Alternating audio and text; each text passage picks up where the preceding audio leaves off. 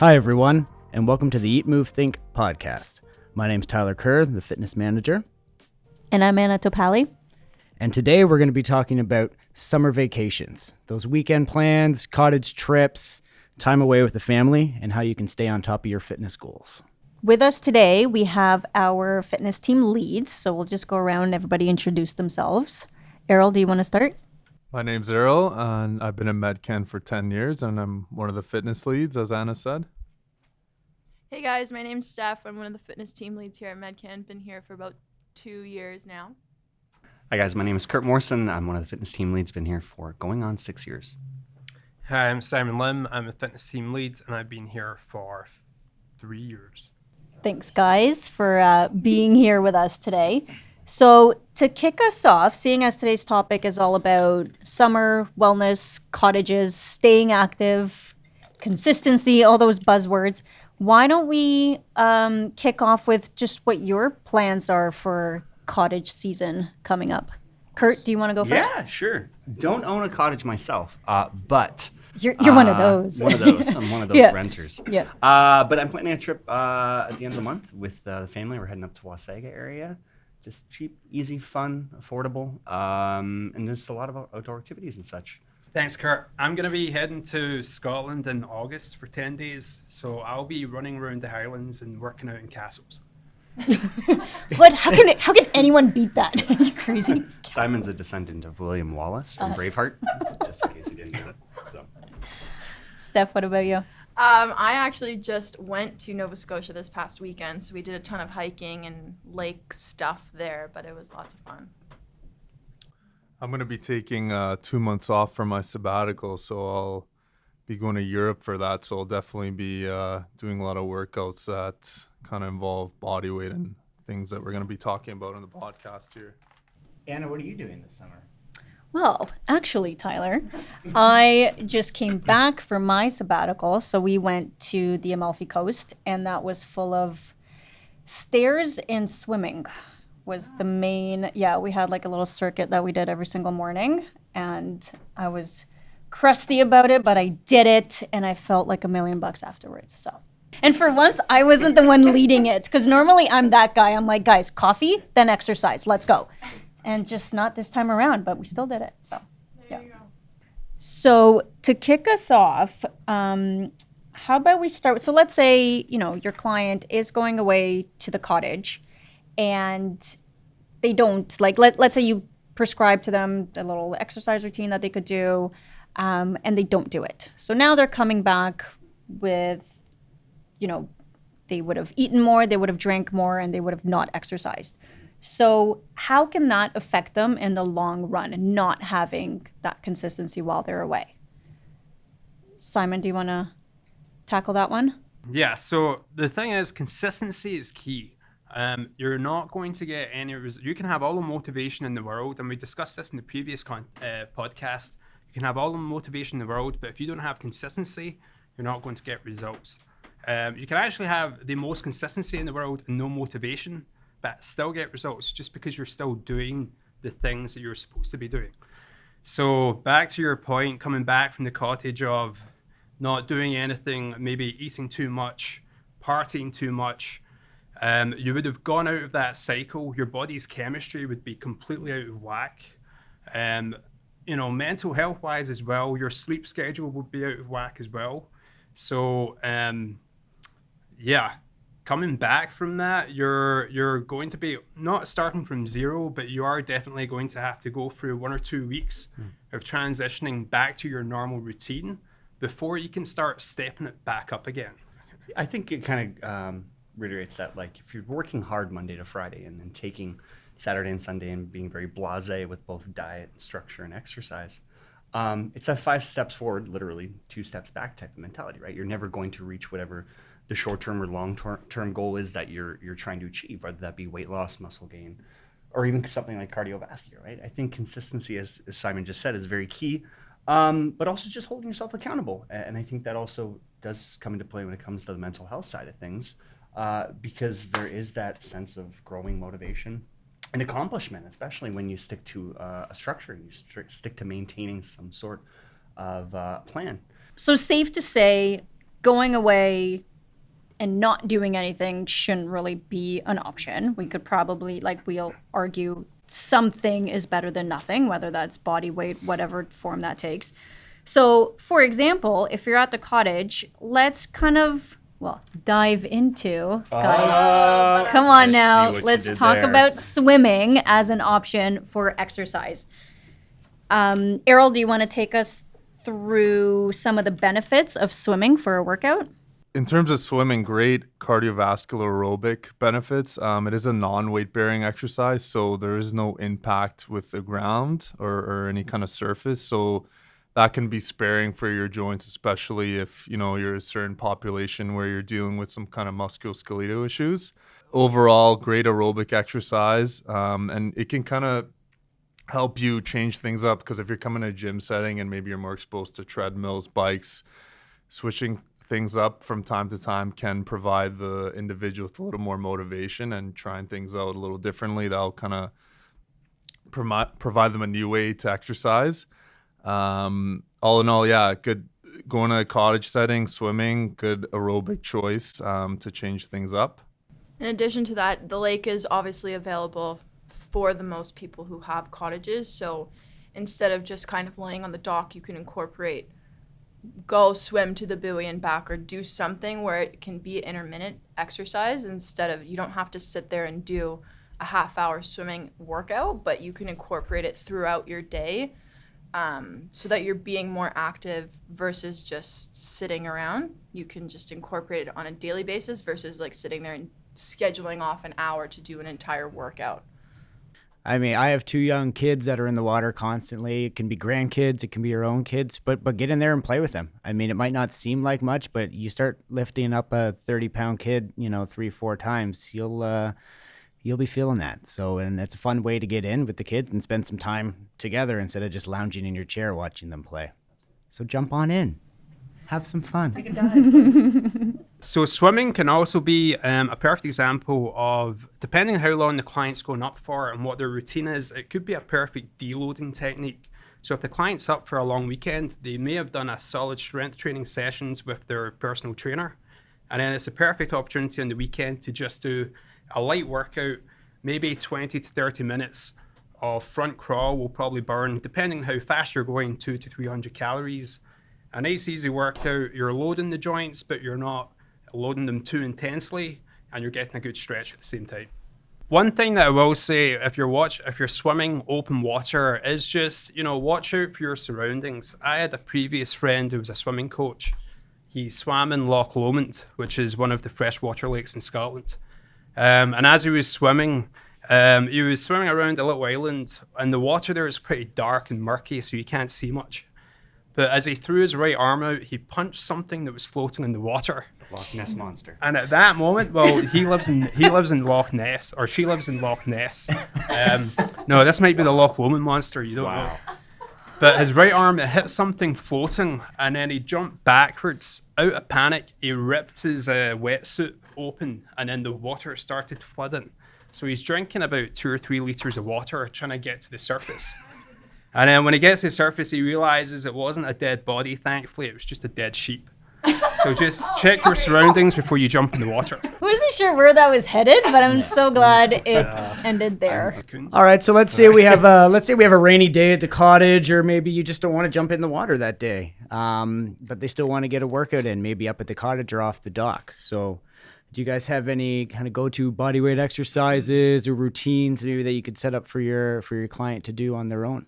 The one thing that we can all agree on, kind of amidst COVID happening, was that the introduction, even though it was already there, of these virtual training platforms and such, i.e. Trainerize or Live Session or whatever we may have used in the past, or even Zoom with some of my clients on the weekends, is that ability to still squeeze in a workout, whether it be, again, like a circuit-based workout or a full 45 to 60-minute long workout, is very easy to do nowadays.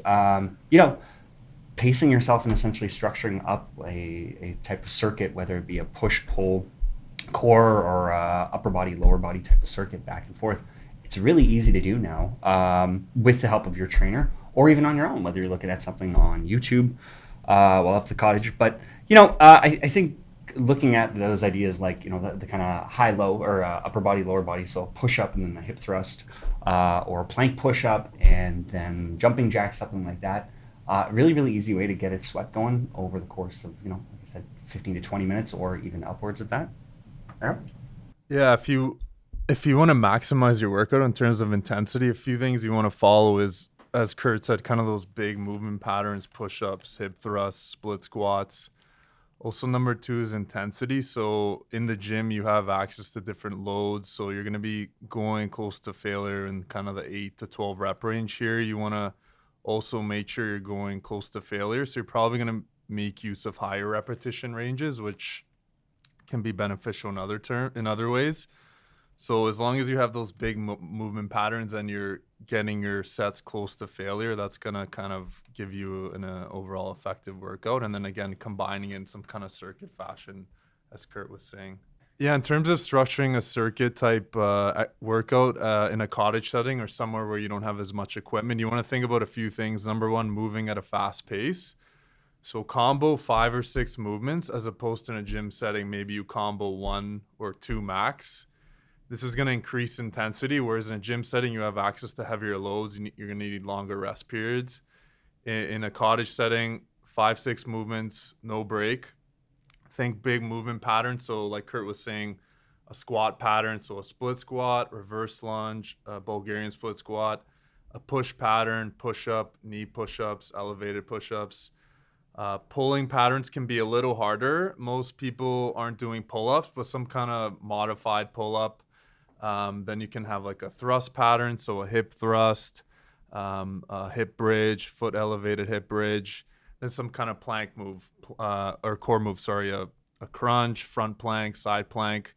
And then you can add some kind of aerobic finisher, whether it's, high knees, running up a hill, jumping jacks. So you would combo those 4, 5, 6 patterns without any break.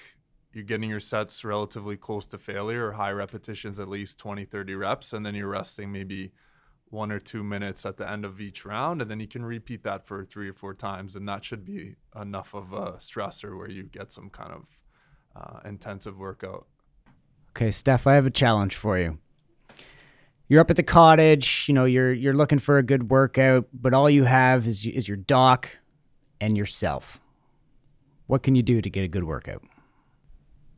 It's a great question, Tyler. So, going off of what Errol said, doing any kind of body weight stuff is obviously the first key.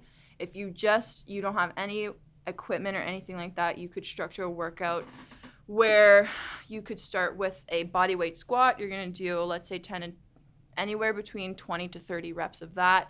So that takes care of your lower body push. You can do glute bridges, which just needs you to be laying on the ground, bringing the hips up, squeeze the bum. For a pull upper body, like Errol said, that one's the trickiest when it comes to body weight. You can try and do a face down, thumbs up type of an arm raise. So if you lay on the dock on your belly, face down, arms stretched out to the side, lift them up and squeeze your shoulder blades together like you're trying to squeeze or crush a pencil between your shoulder blades. That will get mid-back really, really well. For cardio, you can jump off the dock, get back on the dock. That will get your heart rate up pretty quickly. And then core, you can do anything from a plank to leg raises to scissor kicks to any of the above. So all of those things you would just repeat 20 to 30 times, and that's basically it. You'll get a nice tan in the meantime. And to also add to that, what else I was just thinking you could kind of spice it up too is, let's say you are doing that with somebody. So let's say you and your spouse or kids even, I would say. But, one person can be on the dock doing their 20 to 30 squats. The other person's in the water doing however many laps, switch. And then, let's say one person's holding a plank while the other person's running the stairs, so on and so forth. And it just kind of turns it into a bit of a race. There's, competition. It's more interactive. Exactly. Competition is always nice. And then you're doing it as a family too. So that's kind of fun. And that goes hand in hand with the circuit training as well, because with that you can create stations. So station 1 is squat, station 2 is whatever, and then have a timer go off with your phone or count to 30 or whatever you want to do, and then just switch after that. So we've covered swimming as an option. We've covered circuits, whether that's with equipment that you have, body weight, so on and so forth. So let's say we want to simplify it even further. What about going on just a walk? Honestly, so easy. Simon, how would you tackle walks? How would you make them more exciting, or how would you recommend it to a client? Well, the first thing I tell them is you don't get to see much nature in the city. So appreciate when you go to a cottage, appreciate your surroundings more. But that being said, walks are obviously great. They're low intensity, as long as you've not got too many imbalances. But they're a great way of getting a good workout in without raising your blood pressure if you've got high blood pressure. But on that note, I would say I do tell my clients to watch out when they're going from an 8-hour a day in the office of sitting down, and then they go up to the cottage and they're standing up, walking around, doing the gardening or entertaining people for 5 or 6 hours. That's a very different load on their body. And although they're not sitting down at the office and bent over, it can be extra strain on their muscles or on their back. And then they'll come to me and say, hey, my back's getting a bit tight. I'll ask them what they did in the weekend, and they were like, yeah, I went out for like a 2-hour walk, and then I went to a dinner, but I was standing up entertaining the guests for 2 hours, and then I spent 2 hours down by the water watching the kids play in the lake. That's about 6 hours of standing up that they wouldn't have normally done in the office. So it's just telling them, hey, be mindful of your body. You're putting it through different routines when you're up at the cottage.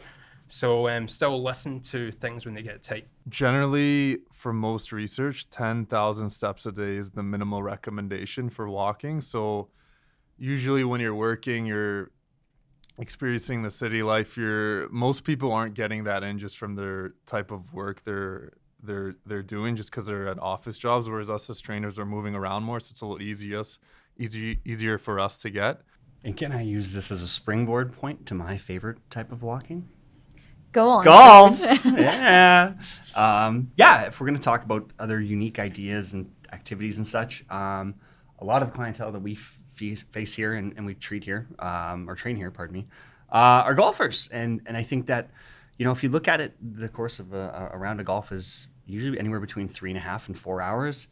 Those short kind of bursts of swinging a golf club, as well as walking anywhere between 8 to 10 kilometers, which is what a typical golf course usually consists of, back and forth. That is a great day of exercise. I always recommend to people, if you got a chance to go outside and wander around on a golf course for a couple hours, enjoy the sunshine, you're not going to regret it. In terms of walking in general, and Errol touched on this for mental health, we're more often than not overstimulated in the city.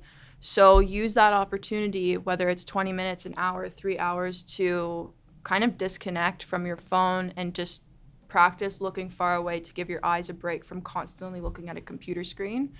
The other side of it too is, if you're not great at doing the whole silence thing, you could always use it as an opportunity to listen to music or listen to a podcast that you've been itching to listen to. Like, use it as an opportunity to do some mental health healing time for yourself, as well as also physical exercise. So it's kind of a double whammy type of a moment for you. All right, let's put our thinking caps on here, and let's try to draw one kind of unique, fun, maybe sport idea to try. So there's spike balls become really popular, relay race, or playing sport with your kids or your family. But what are kind of unique ways to get exercise in up at the cottage? Can't be golf. No, not golf. Not golf. Little less. I wouldn't say a little less. In fact, almost about the same. Paddleboarding. Paddleboarding, I think, is one of these like criminally underrated types of exercise that a lot of people don't realize is incredibly taxing on your core and on your hips and on your balance, and is a great form of exercise if you have the opportunity to go and try one. Even for 10 to 15 minutes, you will feel aches and pains in the best way possible the next day in your feet and in your hips and in your core. It's fantastic. I always recommend to anybody, if you have the opportunity to try a paddleboard, to give it a shot. It's a lot of fun. I could give an example from when we went away. So every morning we would do, so from where the cottage was up to the road was 250 steps. We counted them. So our little relay routine that we had was we would start with our body weight exercises by the pool. So whether that was like squats, planks, push-ups, kind of foundational moves there. So we would do our body weight exercises. From there, we would run up the 250 steps, come back down, straight in the pool, 5 to 10 laps, and then rinse and repeat. So the whole thing, I mean, we'd probably do it anywhere between like 4 to 5 times. It'd take us 30 minutes, let's say. And by the time you're done that and like ready for coffee and food, like you just feel like you could take on the world. It feels so good. So it doesn't have to be complicated, just easy. Cold plunges. Up at the cottage is the perfect opportunity to sort out either a cold plunge or even like put some ice in the freezer, and then when you wake up in the morning, put it in that big empty barrel, cold water, and jump in. First thing in the morning, you feel awesome for the rest of the day.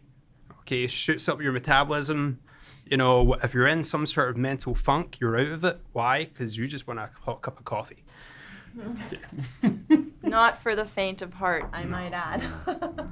So in an ideal world, you know, you're going to the cottage, you're kind of being mindful of food/alcohol consumption and also doing all our amazing suggestions that we've given. But life happens. Let's say you get to the cottage, you don't do those things.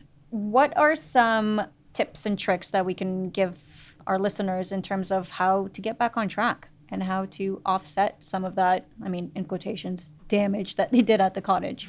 It always takes longer to build it up than to get back to their original fitness level.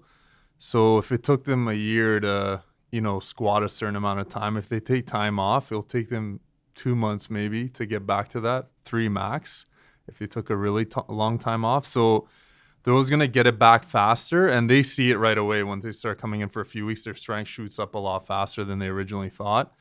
So once you give them that, affirmation that, hey, you took some time off, just be a little consistent for a few weeks, you'll get back up to where you were for the most part. And then they see that, and then they kind of get the ball rolling again. They get consistent again.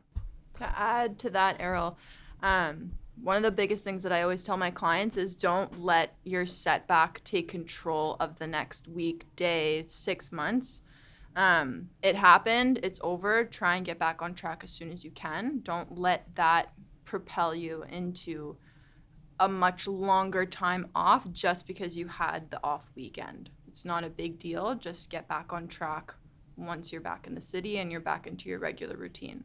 Most people overestimate what they can do in a year and underestimate what they're able to accomplish in 2 to 3 months. And I think that that's something I've really tried to teach a lot of my clients going into summertime. So example, again, between July and August when the kids are off school, there's obviously a big difference in regards to frequency for people coming into the gym, but as obviously we were trying to address here, people just exercising in general, and setting these small goals of it being, 2 days a week doing workouts, 2 days a week going for a walk with your spouse, 2 days a week finding some sort of like harder source cardio.